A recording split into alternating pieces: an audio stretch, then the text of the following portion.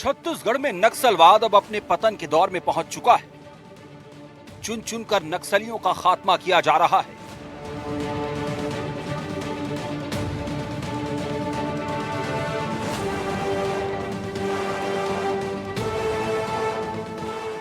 लाल आतंक को लेकर मैसेज बिल्कुल लाउड एंड क्लियर है, या तो सरेंडर करो या फिर एनकाउंटर के लिए तैयार रहो।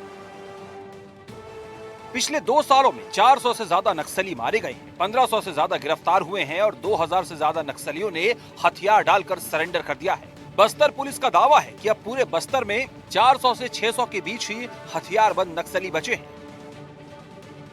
अब गिने चुने ही ऐसे टॉप कमांडर की भूमिका में है। नक्सलियों की सबसे बड़ी ताकत माने जाने वाले हिडमा और बसव राजू जैसे खूंखार कमांडरों के एनकाउंटर के बाद नक्सल संगठन की कमर लगभग टूट चुकी है। सिर्फ एनकाउंटर ही नहीं, बड़े नक्सलियों के सरेंडर ने भी नक्सली ढांचे को हिलाकर रख दिया है। एक समय नक्सलियों का स्ट्रेटेजिक ब्रेन कहे जाने वाले भूपति, फिर रुपेश और हाल ही में संगठन की अहम कड़ी रहा चैतू भी सरेंडर कर चुका है।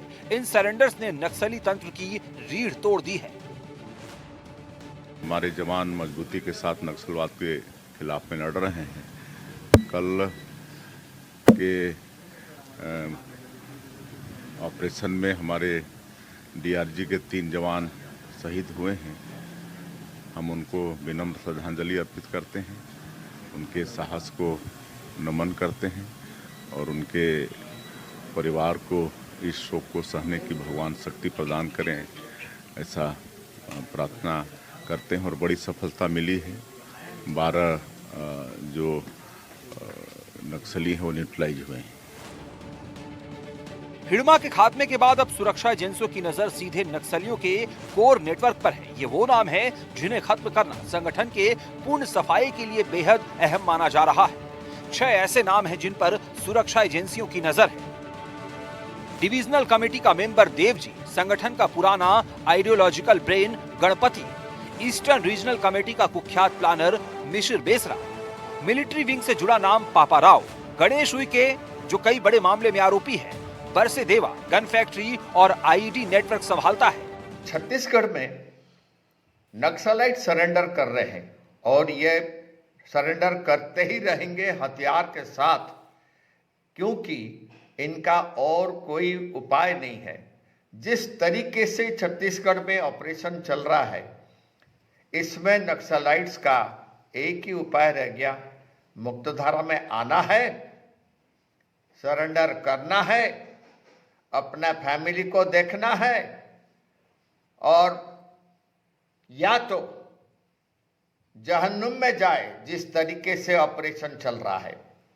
छत्तीसगढ़ स्टेट में जो एंटी नक्सल ऑपरेशन चल रहा है उसमें वो बच नहीं सकते और उनको ये 31 मार्च 26 नहीं, बहुत पहले ही सरेंडर करना ही पड़ेगा और उनको हथियार के साथ सरेंडर करना पड़ेगा, जो कि अभी दिखाई गया है। इनमें से कई पर 40 लाख से लेकर 1 करोड़ रुपए तक का इनाम घोषित है। ये लीडर सरेंडर करे या मारे जाए। इसके बाद नक्सली संगठन में कोई ऐसा स्तर का नेतृत्व नहीं बचेगा जो बड़े हमले प्लान कर सके। सुरक्षा बल सिर्फ नामों की सूची नहीं देख रहे, बल्कि जमीन पर पूरा ढांचा बदल चुका है। जिन इलाकों में पहले पुलिस नहीं जा पाती थी, आज वहां स्थायी कैंप, डीआरजी की पेट्रोलिंग और सीआरपीएफ के लॉन्ग रेंज ऑपरेशन चल रहे हैं। खासकर करेगुट्टा, अबूझमाड़, कोइलसान, दारबा और कटेक कल्याण बेल्ट में फोर्स ने लगातार दबाव बनाया है। नतीजा, नक्सलियों की मूवमेंट बुरी तरह प्रभावित हुई है। सप्लाई चेन टूट चुकी है और लोकल सपोर्ट भी तेजी से खत्म हो रहा है। दरअसल नक्सलियों के अंदर अब 2 बड़ी समस्याएं खड़ी हो गई हैं। पहली, लीडरशिप क्राइसिस, पुराने और ट्रेंड कैडर या तो मारे गए या सरेंडर कर रहे हैं। दूसरी, लॉजिस्टिक ब्रेकडाउन, यानी हथियार, दवाइयां, राशन, कम्युनिकेशन, सब पर सुरक्षा बलों की कड़ी निगरानी है। यही वजह है कि छोटे छोटे दल अब आपस में मिल नहीं पा रहे, बड़ी प्लानिंग नहीं कर पा रहे और जंगल की गहराइयों में छिपकर ही रह गए हैं। कराईगुट्टा ऑपरेशन में देखिए 31 नक्सलाइट्स मारा गए थे। अब इसके बाद उनका जो सबसे बड़ा नंबर 1 बटालियन पीएलजीए का कमांडर, जो सीएमसी का मेंबर और छत्तीसगढ़ का सुकमा, अबूझमाड़ और दंडकारण्य इसका जो सबसे बड़ा लीडर है हिडमा, जिसके नाम से ट्राइबल एरिया में लोग कांप जाते थे, और जो सिर्फ कम से कम 26 ऑपरेशन किया था और एक ऑपरेशन में वहां पर बीजापुर में 76 सीआरपीएफ जवान को शहीद किया था, वो हिडमा, माडवी हिडमा, उसको मारा गया। तो माडवी हिडमा मरने के बाद जब इनका फर्स्ट पीएलजीए बटालियन का कमांडर मर गया और बासव राजू गया, वेणुगोपाल सरेंडर किया, तकरीबन अभी 2 महीने में कम से कम 400 नक्सलाइट्स वेपन के साथ सरेंडर कर गए। इसका बड़ा फर्क पड़ेगा ही पड़ेगा। 31 मार्च 2026 को लक्ष्य की तरह नहीं बल्कि एक डेडलाइन की तरह देखा जा रहा है। हर जोन में special operation team, integrated ground intelligence, तोड़े गए नेटवर्क से निकली स्थानीय सूचना और टेक्निकल सर्विलांस, इन सभी को जोड़कर फाइनल पुश ऑपरेशन चल रहा है। इन ऑपरेशंस में नक्सलियों के बचे हुए टॉप रैंक खत्म होने की संभावना सबसे ज्यादा है। 4 दशक से काबिज माओवाद को कभी अजेय माना जाता था, ऐसा लगता था कि ये कभी खत्म ही नहीं हो पाएगा। लेकिन जिस तरह से बीते 2 सालों में बस्तर में ऑपरेशन चलाए गए और माओवादियों के टॉप लीडरों का सफाया किया गया, आज माओवाद संगठन पूरी तरह से बिखर गया है। अब सुरक्षा बलों की नज़र उन कुछ बचे कुचे नेताओं पर है जो अभी भी जंगलों में हैं। अगर वो समय पर लौट कर नहीं आए तो जवान उनका भी सफाया करके बस्तर से नक्सलवाद को पूरी तरह से खत्म कर देंगे। छत्तीसगढ़ में पिछले कुछ महीनों में दर्जनों नक्सलियों ने हथियार डाल दिए हैं। सवाल है कि आखिर ऐसा क्यों? क्या जंगल में नक्सली संगठन कमजोर पड़ रहे हैं या फिर सरकार की पॉलिसी का असर दिख रहा है?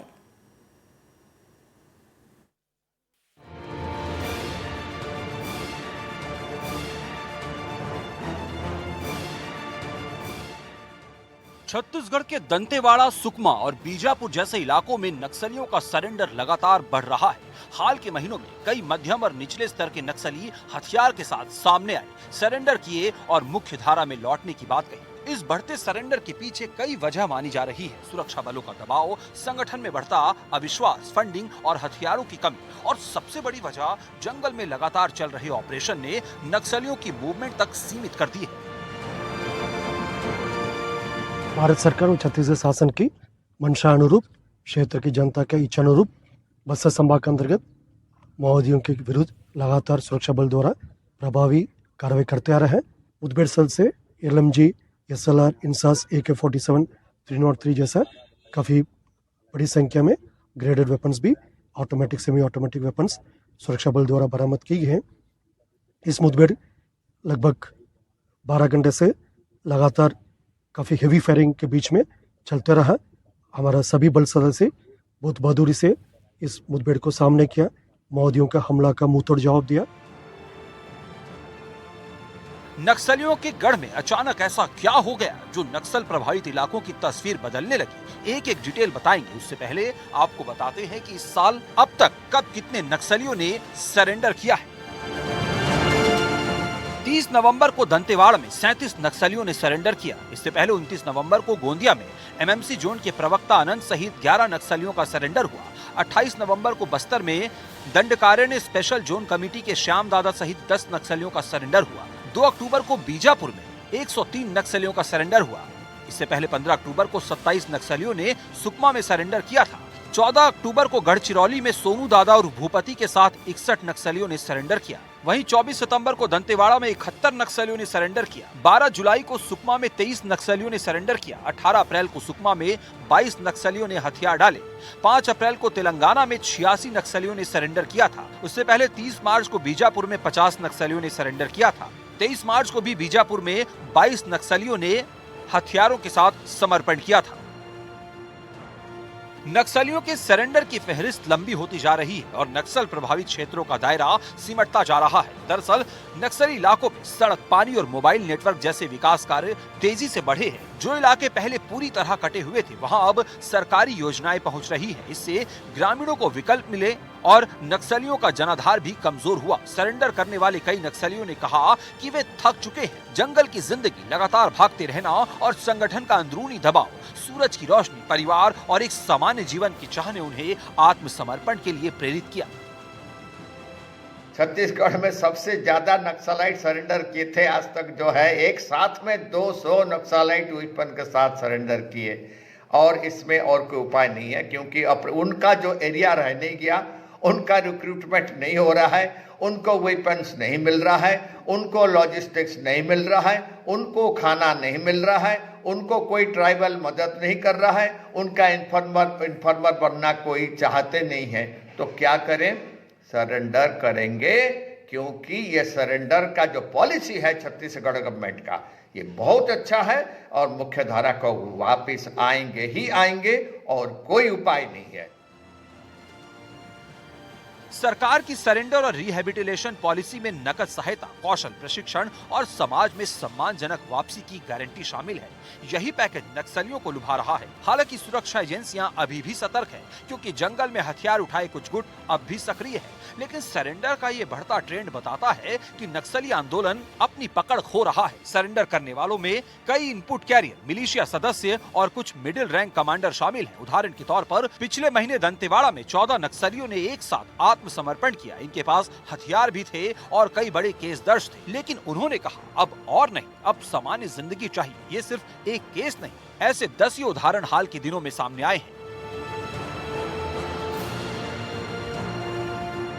छत्तीसगढ़ की जमीन पर नक्सलवाद की जड़ें अब पहले जैसी मजबूत नहीं रही हैं। सुरक्षा बलों का दबाव, विकास और सुरक्षा और सरकार की नीतियां लगातार माओवाद की